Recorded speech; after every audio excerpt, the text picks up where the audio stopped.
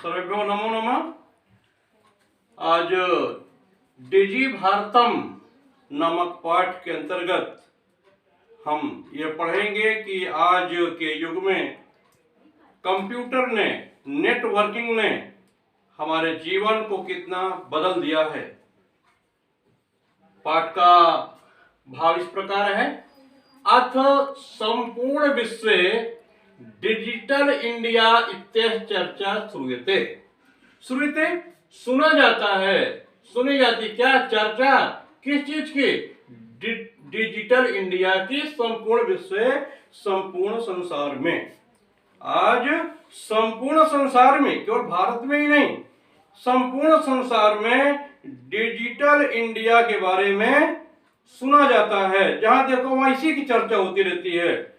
Net banking की, networking की, net के माध्यम से आज हर व्यक्ति हर कार्य को कर पा रहा है। अस्य पदस्य कः भावा इति मनस जिज्ञासा उत्पद्यते। इस पद का क्या भाव है? इस पद के माध्यम से कभी कहना, लेखक कहना क्या चाहता है, यह मन में जिज्ञासा उत्पन्न होती है। काल परिवर्तनेन, समय के परिवर्तन के साथ साथ मानवस्य आवश्यकता यपि परिवर्तते, मनुष्य की आवश्यकता भी परिवर्तित होती जा रही है। जैसे जैसे समय चेंज हो रहा है वैसे वैसे मनुष्य की आवश्यकताएं भी बदलती जा रही हैं, बढ़ती जा रही हैं और उसकी पूर्ति के लिए मनुष्य सतत प्रयासरत है। प्राचीन काले ज्ञानस्य आदानं प्रदानं मौखिकम आसीत्। प्राचीन काल में ज्ञान का आदान प्रदान मौखिक था। ऋषि मुनि विद्या पढ़ाते थे अपने छात्रों को, गुरुकुल हुआ करते थे और उस समय लिखने की परंपरा नहीं थी।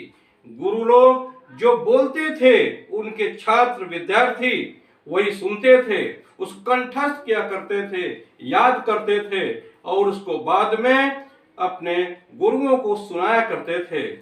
तब शायद कागज, कॉपी, लेखनी इनका आविष्कार नहीं था।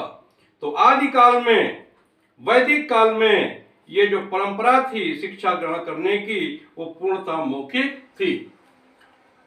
विद्याचा श्रुति परंपरा गृहीते यस्म। वही जो बताया मैंने, विद्या श्रुति परंपरा, सुनाने की परंपरा पर निर्भर थी।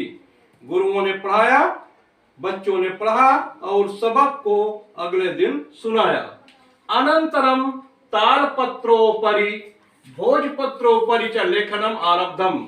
अनंतरम तत्पश्चात, आफ्टर दैट, तालपत्र के ऊपर और भोजपत्र के ऊपर लिखना आरंभ हुआ। ये तालपत्र और भोजपत्र एक प्रकार के वृक्ष के पत्ते हैं जिन पर सबसे पहले मनुष्य ने लिखना प्रारंभ किया था, जब कागज का आविष्कार नहीं हुआ था। और आपको याद दिला दूं, जो पहले राजा महाराजा हुआ करते थे वो भोजपत्र के माध्यम से ही दूसरे राजाओं को मैसेज, संदेश भेजा करते थे। इसका उल्लेख वैदिक संस्कृति में भरा पड़ा है। परिवर्तनी काले कर्गदस्य लेखन्याच आविष्कारेण सर्वेषामेव मनोगतानां भावानां कर्गदोपरि लेखनम प्रारब्धम।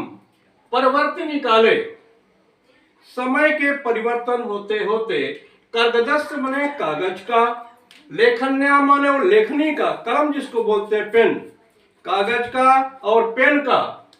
पेन के आविष्कार से सभी लोग अपने मन के भावों को कागज के ऊपर लिखना प्रारंभ किया।